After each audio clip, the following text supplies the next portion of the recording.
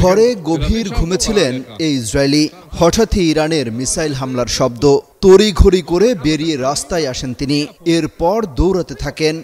তার সেই ভিডিও সামাজিক যোগাযোগ মাধ্যমে ছড়িয়ে পড়েছে।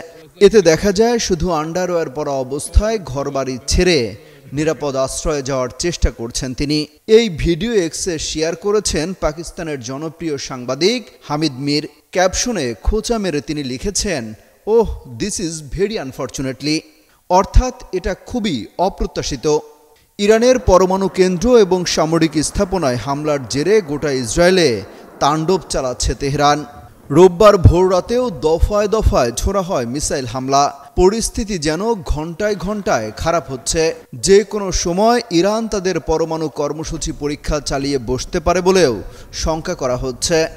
এদিকে ইসরায়েল বলছে ইরান হামলা বন্ধ না করলে জ্বালিয়ে দেয়া হবে গোটা তেহরান। এই অশান্ত পরিস্থিতি শীতল করতে দুপক্ষের মধ্যে সমঝোতার বার্তা দিয়েছেন মার্কিন প্রেসিডেন্ট ডোনাল্ড ট্রাম্প।